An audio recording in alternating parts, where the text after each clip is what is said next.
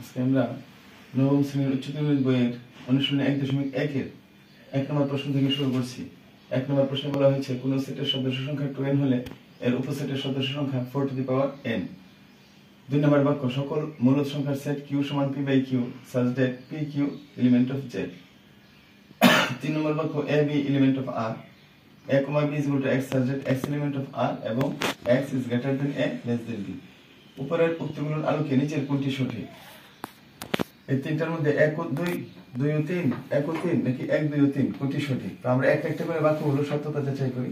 এক নম্বর বাক্যে বলা হয়েছে কোন সদস্য সংখ্যা n হলে 2n হলে, আমরা জানি কোন সেটের সদস্য সংখ্যা n হলে এর উপসেটের সদস্য সংখ্যা হয় 2 টু দি পাওয়ার n।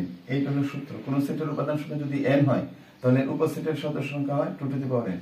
এখানে n এর মান দেওয়া আছে 12, একটা সেটের সদস্য সংখ্যা হচ্ছে 12, সুতরাং এর উপসেটের সদস্য সংখ্যা হবে 2 টু দি পাওয়ার 2n সমান সমান আমরা জানি 2 স্কয়ারের মান হচ্ছে 4। 2 টু দি পাওয়ার 10 কে আমি এভাবে লিখতে পারি 2 square whole to the power n, কারণ এই দুটো গুণ করলে আবার 10 পাওয়া যায়। 2 স্কয়ার মান হলো 4, তাহলে 4 টু দি পাওয়ার n। তাহলে আমরা দেখতে পাচ্ছি এক নম্বর বাক্যটি সত্য। এক নম্বর বাক্যটি সত্য। 2 নম্বর বাক্য সকল মূলদ সংখ্যার সেট q সমান সমান p বাই q এর হচ্ছে p এবং q দুইটি হচ্ছে পূর্ণ সংখ্যার সেট। আমরা জানি মূলদ সংখ্যার সেট হইতে গেলে তাকে p বাই q আকারে প্রকাশ করা হয়, অর্থাৎ মূলদ সংখ্যার সেটের সদস্য হলে তাকে অবশ্যই p বাই q আকারে প্রকাশিত হতে হবে, যেখানে p element of z, p হবে পূর্ণ সংখ্যার সেট, অর্থাৎ p এর মান যে কোনো ধনাত্মক পূর্ণ সংখ্যা ঋণাত্মক পূর্ণ সংখ্যা শূন্য হতে পারবে, কিন্তু q এর মান 0 হতে পারবে না। কিন্তু এখানে বলছে q এর মানও z, অর্থাৎ 0 নিতে পারবে, সুতরাং এই বাক্যটি সত্য নয়, q এর মান শূন্য হতে পারবে না। p q দুইটাই হবে z, অর্থাৎ p এবং q দুইটাই z, বাট q এর মান 0 হতে পারবে না। কিন্তু এখানে q এর মান অশূন্য এটা দেখায় না, এই জন্য 2 নম্বর বাক্যটি সত্য নয়। 3 নম্বর বাক্য বলা হয়েছে a b element of r, a b বাস্তব সংখ্যা, a এবং b হচ্ছে খোলা বিবদ্ধি। আমরা জানি খোলা বিবদ্ধি যদি হয় a এবং b, a b খোলা বিবদ্ধি হলে a b এর মান হচ্ছে x, a b এর মানটা হচ্ছে x, যেখানে x হলো a থেকে বড় b থেকে ছোট। তাহলে এই আমরা দেখতে পাচ্ছি সংখ্যা রেখা বাস্তবে x a থেকে বড় b থেকে ছোট, এবং a b যদি খোলা বিবদ্ধি হয় তাহলে a b সমান সমান x such that x বাস্তব সংখ্যা এবং x a থেকে বড় b থেকে ছোট। এই বাক্যটি সত্য। তাহলে আমরা বলতে পারি 1 ও 3 সত্য। 1 ও 3 সত্য হলে আমাদের সঠিক হচ্ছে গ নাম্বার উত্তর। নবম দশম শ্রেণীর উচ্চতর বইয়ের অনুশীলনী 1 এর 2 নম্বর প্রশ্ন। প্রত্যেক n এলিমেন্ট অফ n এর জন্য an সমান সমান n 2n 3n dot dot একটি অসীম সেট হলে 2 থেকে 4 নম্বর প্রশ্নের উত্তর দাও। 2 নম্বর প্রশ্ন a1 ইন্টারসেকশন a2 এর সমান নিচের কোনটি? ক a1, খ a2, গ a3 এবং ঘ a4। তাহলে এখানে an এর মান দেওয়া আছে, সেখানে n এর জায়গায় একবার 1 বসাতে হবে, n এর জায়গায় একবার 2 বসাতে হবে। 1 বসালে আমরা একটি সেট পাবো, 2 বসালে আরেকটি সেট পাবো। এই দুইটা সেটের ইন্টারসেকশন করে কোন সেটটি আসবে? তাহলে আমরা দেখতে পাচ্ছি যদি n এর মান 1 বসাই, n এর মান যদি 1 বসাই তাহলে a1 সমান সমান আসতেছে 1 2 3 4 5 6, একটি স্বাভাবিক সংখ্যার সেট হয়। এরপর n এর মান যদি 2 বসাই তাহলে আমরা পাই a2, a2 সমান সমান হলো n এর মান 2 বসালে এখানে আসে 2, দ্বিতীয় পদ আসে 2 দুগুণে 4 4, তৃতীয় পদ আসে 3 দুগুণে 6 6, চতুর্থ পদ আসবে 8, এরপরে পঞ্চম পদ আসবে 10, এইভাবে বাড়তে থাকবে 2 4 6 8 10, অর্থাৎ সকল জোড় সংখ্যার সেট। এখন এখানে বলছে এই দুটোকে যদি ইন্টারসেকশন করা হয়, a2 a1 এবং a2 কে যদি ইন্টারসেকশন করা হয়, তাহলে a1 ইন্টারসেকশন যদি a2 হয় তাহলে এখান থেকে কমন উপাদান কি আসবে? এই 2 আসবে, তারপরে আসবে 4, তারপরে আসবে 6 2 4 6 8, এইভাবে আসতে থাকবে, অর্থাৎ সকল জোড় সংখ্যাগুলি আসতে থাকবে।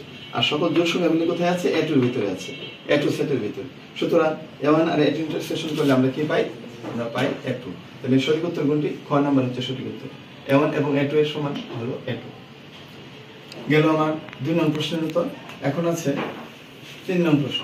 নিচের কোনটি a3 ইন্টারসেকশন a6 এর সমান? তো আমরা এই সেট থেকে আবার n এর মান 3 বসে দিই।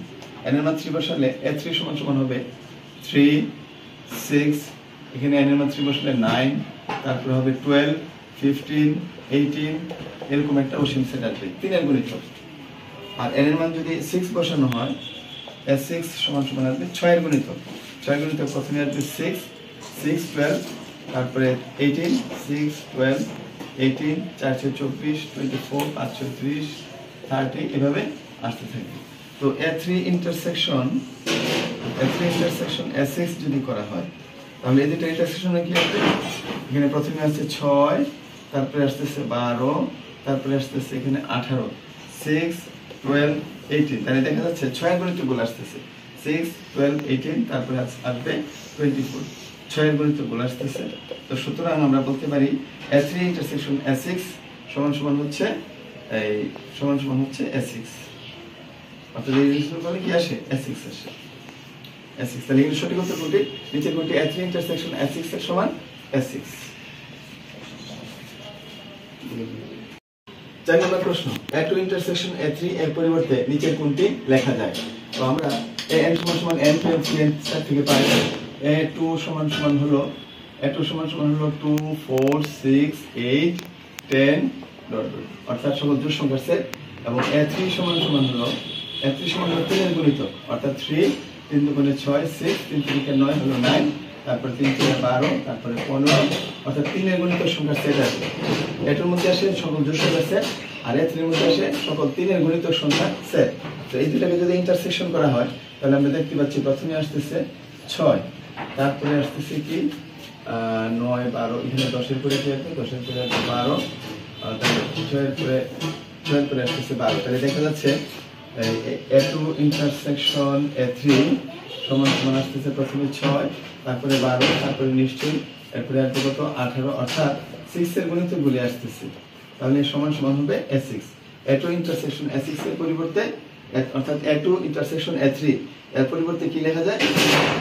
6 12 18 অর্থাৎ 6 এর গুণিতকগুলি আসতেছে, সুতরাং এটা হলো S6। তাহলে আমরা বলতে পারি এটা সঠিক উত্তরটা হলো ঘ নাম্বার S6।